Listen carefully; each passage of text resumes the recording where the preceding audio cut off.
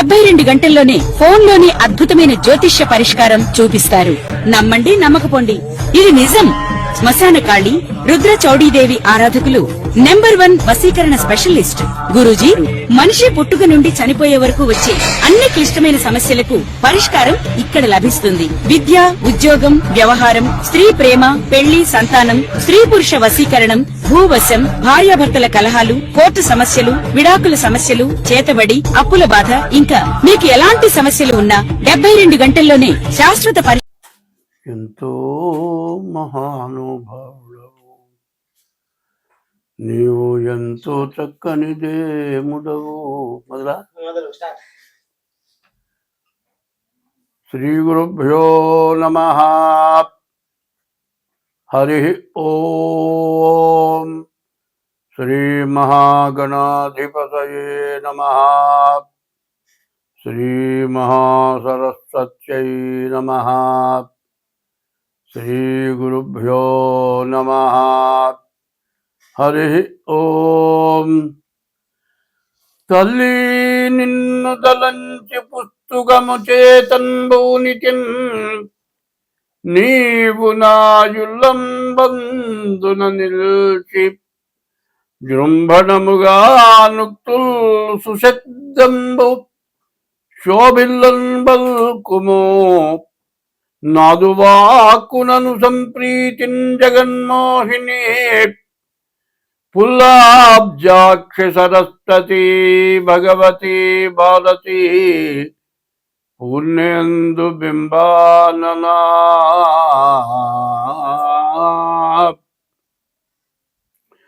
అరజన్ శంతను పుత్రుపై విదురుపై అక్రూరుపై గుబ్జపై నరుపై ద్రౌపదిపై కుచేలునిపై నందవ్రజశ్రేణిపై పరగంగల్గు భవత్కృపారసమునాపై కుంతలా నిమ్ము నీ చరణాబ్జంబులు నమ్మినాడ జగదీశా.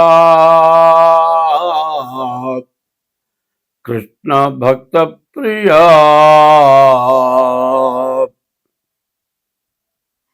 యుగాలు 4. మొదటిది కృతయుగం, రెండోది ద్వాపర యుగం, రెండోది త్రేతాయుగం.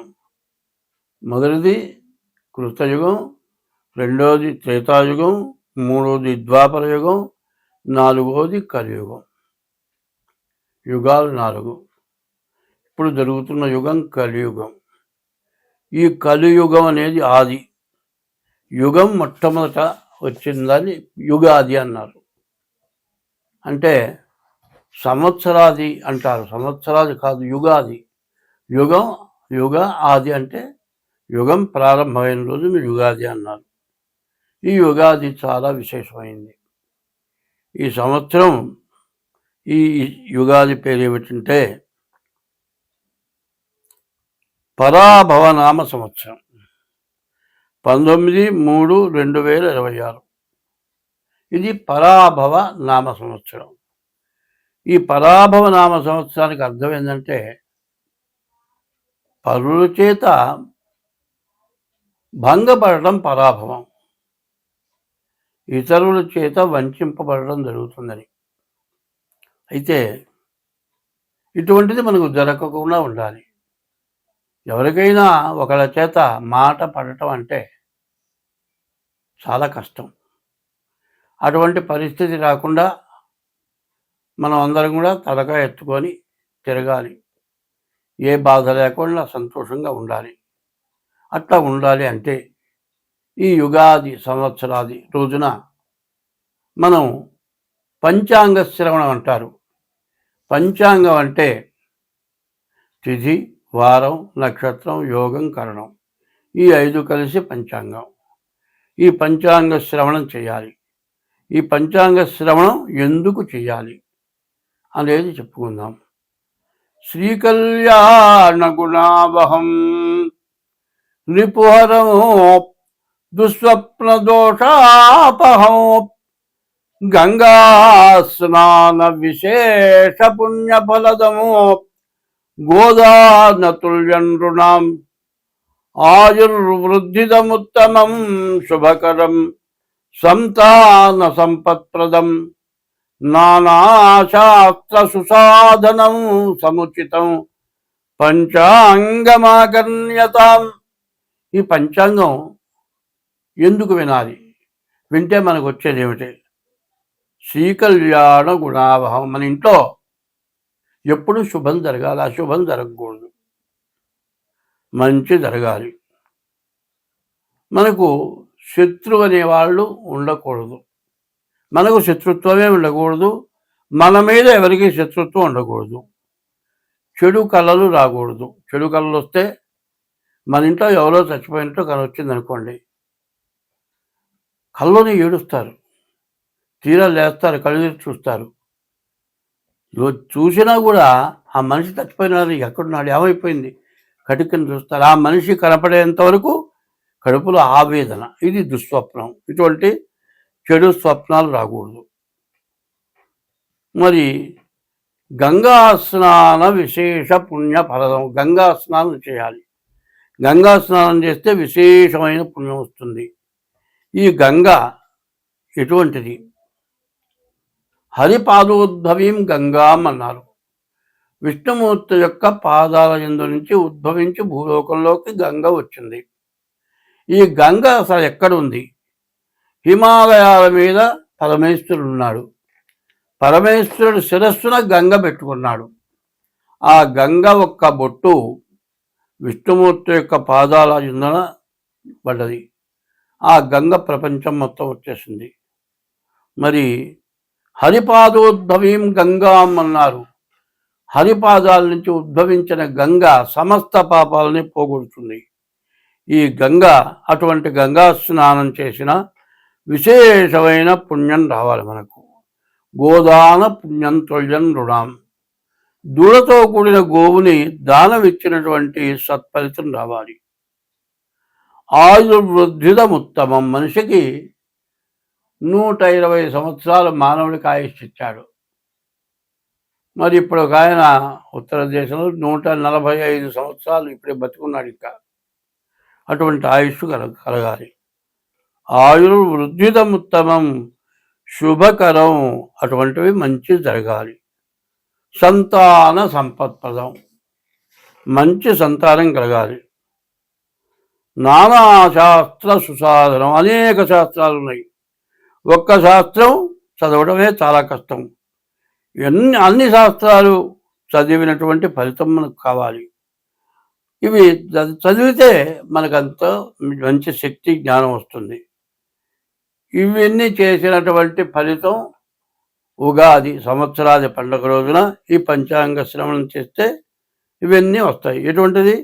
శ్రీకళ్యాణ గుణావహం రిపుహరం దుస్వప్న దోషాపహం గంగా స్నాన విశేష పుణ్యఫలదం గోదాన తుల్యండ్రుణాం ఆయుర్వృద్ధిదముత్తమం శుభకరం సంతాన సంపత్ప్రదం నానాశాస్త్ర సుసాధనం సముచితం పంచాంగమాకర్ణ్యతాం. ఈ పంచాంగం వింటే అంత మంచి ఫలితం వస్తుంది. కాబట్టి సంవత్సరాది పండుగ రోజున ఉదయం పూట తెల్లవారుజామున లేచి తల స్నానం చేసి దేవుడి దగ్గర దీపారాధన చేసి మామిడి ఆకు తోరణం వాకిలికి కట్టి దేవుడికి పూజ చేసి దేవుడికి నివేదన పెడతాం. ఏం పెడతాం? వేపపూత ప్రసాదం అంటారు. ఇది ఏమంటారు? మామిడాకు. మామిడి కాయ, మామిడికాయ తురిమి, మామిడికాయ తురుము, తర్వాత వేపపూత, తర్వాత చింతపండు, తర్వాత బెల్లం. షడ్రుచులు అంటారు. పులుపు, ఉప్పు, తీపి, చేదు, వగరు. ఈ షడ్రుచులు కలిగినటువంటి ప్రసాదాన్ని మనం తీసుకుంటాం. ఇది దేనికి? మన ఆరోగ్యం బాగుపడుతుంది, మంచి జ్ఞానం కలుగుతుంది. తర్వాత ఇన్ని రకాలు నాలుక తగలగానే ఒళ్ళు గగురు పొడుస్తుంది. విపరీతమైన పిలుపు కానీ విపరీతమైన చేదు కానీ నోటికి తగిలితే మరి ఒళ్ళు గగురు పడుస్తుంది. అయితే కష్టం కానీ సుఖం కానీ బాధ కానీ దుఃఖం కానీ సర్వాన్ని మనం సమర్థించుకొని మనం ముందుకు వెళ్ళాలి. కాబట్టి ఈ వేపపూత ప్రసాదం తినాలి ఈ సంవత్సరాది పండుగ రోజున. ఇది పంచాంగ శ్రవణం. ఈ విధంగా పంచాంగ శ్రవణం చేస్తే మనకు అంతా శుభం కలుగుతుంది. ఎటువంటి గ్రహస్థితులు బాగుండకపోయినా మనకు మేలు జరుగుతుంది. కాబట్టి ఈ రోజున ఈ సంవత్సరాది ఎప్పుడు 19/3/2026 అంటే 2026 సంవత్సరం మార్చి నెల 19వ తారీఖు గురువారం పరాభవనామ సంవత్సరం ప్రారంభమైంది. ఈ పరాభవనామ సంవత్సరంలో మరి నవగ్రహాలు 9 గ్రహాలు కూడా రాజ్య పరిపాలన చేస్తాయి. గురువారం రోజున పంచాంగం ప్రారంభమైంది కాబట్టి గురువు రాజు అయినాడు, కుజుడు మంత్రి అయినాడు. అట్లాగే సేనాధిపతి చంద్రుడు, సస్యాధిపతి శుక్రుడు, ధాన్యాధిపతి బుధుడు, అర్ఘ్యాధిపతి చంద్రుడు, మరి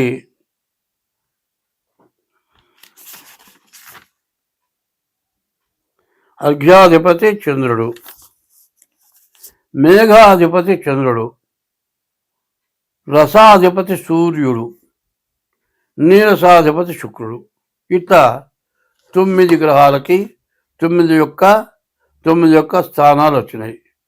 మరి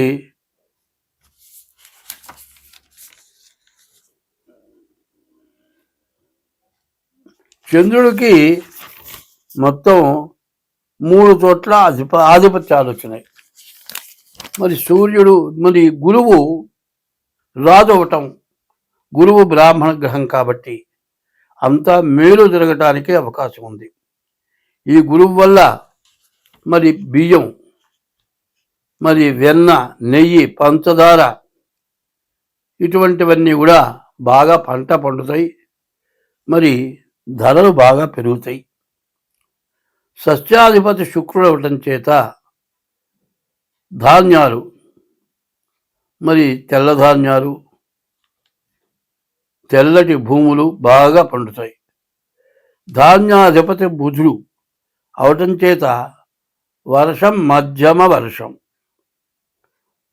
సమస్త జనం కూడా గాలి మబ్బుల వల్ల ఎక్కువ భయం కలుగుతుంది.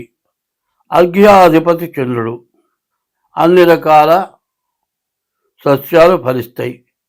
తేనె, రసములు, ఉప్పు, మణులు, శంఖములు, చేపలు, గోధుమలు, ఆహార ధాన్యాలు, వస్త్రాలు, జొన్నలు, సజ్జలు, పంచదార, బెల్లం, పెట్రోలు, ఇతర నూనెలు, వెన్న, నెయ్యి, పాలు, పెరుగు, తమలపాకులు, వెండి, బంగారం బాగా దొరుకుతుంది. మేఘాధిపతి కూడా చంద్రుడు. సర్వదేశములందు కూడా మంచి వర్షం కురుస్తుంది. ధాన్యాలన్నీ కూడా బాగా ఫలిస్తాయి. గోవులు బాగా పాలిస్తాయి. గోవులు సుభిక్షంగా ఉంటాయి. గోబ్రాహ్మణేభ్య శుభమస్తు నిత్యం, లోకా సమస్తా సుఖినో భవంతు. గోవు బ్రాహ్మడు ఇప్పుడు కూడా బాధ లేకుండా సుఖంగా సంతోషంగా జీవిస్తే లోకం మొత్తం బాగుంటుంది అని. మరి గోవులు బాగా పాలిస్తాయి. మరి సూర్యుడు రసాధిపతి.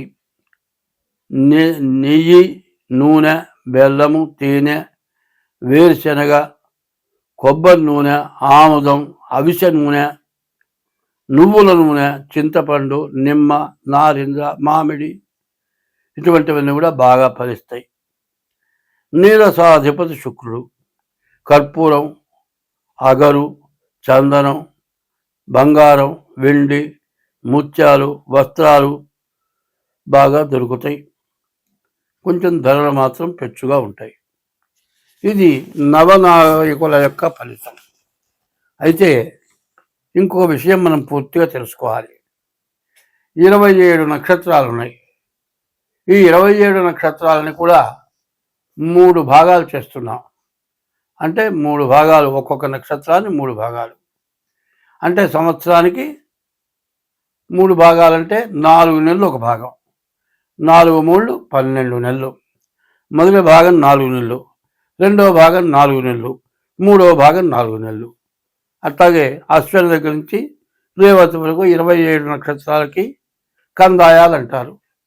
ఈ 3 కందాయాలు, మొదటి కందాయం 4 నెలలు, రెండో కందాయం 4 నెలలు, మూడో కందాయం 4 నెలలు, 12 నెలలు కూడా ఎట్టా ఉంది చూద్దాం. అశ్విని నక్షత్రం విషమే శ్రద్ధలాభస్యాత్. బేసి సంఖ్య వస్తే అర్ధలాభం. సమయతు సమతా భవేత్. సరి సంఖ్య వస్తే వచ్చే ఆదాయం ఖర్చు సమానం. విషమే శ్రద్ధలాభస్యాత్ సమయతు సమతా భవేత్. తర్వాత ఇప్పుడు అశ్విని నక్షత్రం 4 2 4 మొత్తం సమానమైన సంఖ్య వచ్చింది కాబట్టి వచ్చే ఆదాయం ఖర్చు సమానం. అట్లాగే భరణి నక్షత్రం మొదటి కందాయం 7, రెండో కందాయం 0, మూడో కందాయం 2. మరి 7 2 9 వచ్చింది. వచ్చే ఆదాయంలో సగం లాభం. కానీ మధ్య కందాయం 0 వచ్చింది. 0 వస్తే ఏమిటి? మధ్య శూన్యే మనోవ్యధ. మధ్య కందాయంలో 0 వస్తే మనోవ్యాకులత. మూడవది కృత్తికా నక్షత్రం 3 వచ్చింది. బేస్ సంఖ్య, ఆదాయంలో సగం లాభం. చివరి కందాయం 0 వచ్చింది. అంత్యశూన్యే ఫలం స్వల్పం. చివరి కందాయం 0 వస్తే వచ్చే ఫలితం తక్కువ. రోహిణి నక్షత్రం చూద్దాం. రోహిణి నక్షత్రానికి వచ్చేప్పటికల్లా 5 2 3 మొత్తం 10. సమయతు సమతా భవేత్. వచ్చేది ఖర్చు సమానం. తర్వాత ఆర్ద్ర నక్షత్రం 3 1 4 4 8. మరి సమసంఖ్య వచ్చింది. ఈ సమసంఖ్య వచ్చే ఆదాయం ఖర్చు సమానం.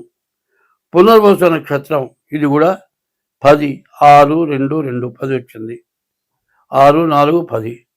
ఈ 10 కూడా సమయతు సమతా భవేత్. వచ్చే ఆదాయం ఖర్చు సమానం. పుష్యమి 1 2 2. ఇది 5 వచ్చింది. ఇది బేస సంఖ్య. మరి విషమే శ్రద్ధలాభశ్చాత్. మరి బేస సంఖ్య వచ్చే ఆదాయంలో సగం మిగులుతుంది. ఆశ్లేష నక్షత్రం ఉంది. మొదటిది 4 2 1 3 3 మొత్తం 8. వచ్చే ఆదాయం ఖర్చు సమానం. మఖ నక్షత్రం ఉంది. మొదటి కందాయం 7, రెండో కందాయం 2, మూడో కందాయం 1. ఇది కూడా 10 వచ్చింది. సమయతు సమతా భవేత్. వచ్చే ఆదాయం ఖర్చు సమానం. పుబ్బా నక్షత్రం ఉంది. మొదటి కందాయం 2, రెండో కందాయం 0, మూడో కందాయం 4.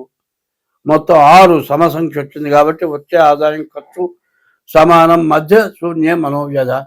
మధ్య కందాయం 0 వచ్చింది కాబట్టి మనోవ్యాకులత ఎక్కువగా ఉంటుంది. తర్వాత ఉత్తరా నక్షత్రం 5 1 2 5 3 8. వచ్చే ఆదాయం ఖర్చు సమానం. హస్త నక్షత్రం వచ్చేప్పటికల్లా మరి మొదటి కందాయం 0, మూడో కందాయం 0, మధ్యలో 2. వచ్చే ఆదాయం ఖర్చు సమానం. మరి మొదటి కందాయం ఆదిశూన్యే మానవ వ్యాధి. మరి ఆ మొదటి కందాయం 0 మనోవ్యాధి. అంత్యశూన్యే ఫలం స్వల్పం. మరి చివరి కందాయం 0. మరి వచ్చే ఫలితం స్వల్పం. మొదటి కందాయం 0 ఉంటే వ్యాధి. చిత్తా నక్షత్రం వచ్చింది. చిత్తా నక్షత్రానికి వచ్చేప్పటికల్లా 3 3 6 వచ్చింది. మధ్య కందాయం 0. మధ్య శూన్య మనోవ్యాకులత ఎక్కువగా ఉంటుంది. వచ్చే ఆదాయం ఖర్చు సమానం. స్వాతి నక్షత్రం వచ్చింది. 6 1 1 మొత్తం 8 వచ్చింది. ఇది వచ్చే ఆదాయం ఖర్చు సమానం. విశాఖ నక్షత్రం వచ్చింది. మరి 1 2 4 4 3 7 వచ్చింది కాబట్టి వచ్చే ఆదాయంలో సగం ఆదాయం మిగులుతుంది. అనురాధ నక్షత్రం 4 2 6 వచ్చింది. వచ్చే ఆదాయం సమానం, వచ్చే ఆదాయం ఖర్చు సమానం. మధ్య శూన్యం వచ్చింది, మధ్య కందాయం 0 వచ్చింది కాబట్టి మనోవ్యాకులత ఎక్కువగా ఉంటుంది. జ్యేష్ఠ నక్షత్రం వచ్చేప్పటికల్లా 8 వచ్చింది కాబట్టి వచ్చే ఆదాయం ఖర్చు సమానం. చివరి కందాయం వచ్చేప్పటికల్లా 0 వచ్చింది కాబట్టి అంత్యశూన్యే ఫలం స్వల్పం. నువ్వు చేసే కష్టానికి ఫలితం చాలా తక్కువగా వస్తుంది. మూలా నక్షత్రం సమసంఖ్య వచ్చింది, వచ్చే ఆదాయం ఖర్చు సమానం. పూర్వాషాఢ నక్షత్రం కూడా 6 వచ్చింది, వచ్చే ఆదాయం ఖర్చు సమానం. మధ్యగంధాయం 0 వచ్చింది కాబట్టి మనోవ్యాకులత ఎక్కువగా ఉంటుంది. ఉత్తరాషాఢ నక్షత్రం వచ్చేప్పటికల్లా మొదటి కందాయం 0, మరి ఆది శూన్యే మనోవ్యాధి. మొదటి కందాయంలో 0 వస్తే వ్యాధి. బేసి సంఖ్య వచ్చింది కాబట్టి వచ్చే ఆదాయంలో సగం ఖర్చు సగం మిగులుతుంది. శ్రవణ నక్షత్రం వచ్చేప్పటికల్లా బేసి సంఖ్య వచ్చింది కాబట్టి వచ్చే ఆదాయంలో సగం మిగులుతుంది. ధనిష్ట నక్షత్రం సమసంఖ్య 6 వచ్చింది కాబట్టి వచ్చే ఆదాయం ఖర్చు సమానం. అయితే రెండో కందాయం మూడో కందాయం 0 వచ్చినాయి. మధ్యశూన్యే మధ్యకందాయం 0 వస్తే మనోవ్యాకులత. అంత్యశూన్యే ఫలం స్వల్పం. చివరి కందాయం 0 రావటం, వచ్చే ఫలితం చాలా తక్కువ. శతభిష నక్షత్రం వచ్చింది, 1 1 3 మొత్తం 5 వచ్చింది కాబట్టి బేస సంఖ్య వచ్చే ఆదాయంలో సగం మిగులుతుంది. మరి పూర్వాభాద్ర నక్షత్రం 4 2 1 మొత్తం 7 వచ్చింది కాబట్టి ఈ పూర్వాభాద్ర నక్షత్రం కూడా వచ్చే ఆదాయంలో సగం మిగులుతుంది. ఉత్తరాభాద్ర నక్షత్రం కూడా 7 4 11 మరి బేస్ సంఖ్య వచ్చింది కాబట్టి వచ్చే ఆదాయంలో సగం మిగులుతుంది. మధ్యగంధాయం 0 ఉన్నది కాబట్టి మధ్యశూన్యే మనోవ్యాకులత ఉంటుంది. రేవతి నక్షత్రం 2 1 2 5 వచ్చింది కాబట్టి వచ్చే ఆదాయంలో సగం మిగులుతుంది. ఇది ఆదాయ వ్యయాలు. ఇవి కందాయ ఫలాలు చెప్పుకున్నాం. ఇప్పుడు ఆదాయ వ్యయాలు చూద్దాం. వచ్చే ఆదాయం అంతా ఖర్చు అంతా. మేషరాశి వాళ్ళకి 11 ఆదాయం, 5 ఖర్చు, 6 మిగులుతుంది. వృషభ రాశికి 5 ఆదాయం, 14 ఖర్చు, అంటే 9 ఎదురు పడుతుంది. మరి మిథున రాశికి వచ్చేప్పటికి 8 ఆదాయం, 11 ఖర్చు. మూడో రాశి మిథున రాశి, 8 ఆదాయం 11 ఖర్చు, అంటే 3 ఎదురు అప్పు తేవాలి. కర్కాటక రాశి 2 ఆదాయం 11 ఖర్చు, 9 బాకీ. సింహరాశి 5 ఆదాయం 5 ఖర్చు, వచ్చే ఆదాయం ఖర్చు సమానం. మరి కన్యారాశి 8 ఆదాయం 11 ఖర్చు, అంటే 3 అప్పు.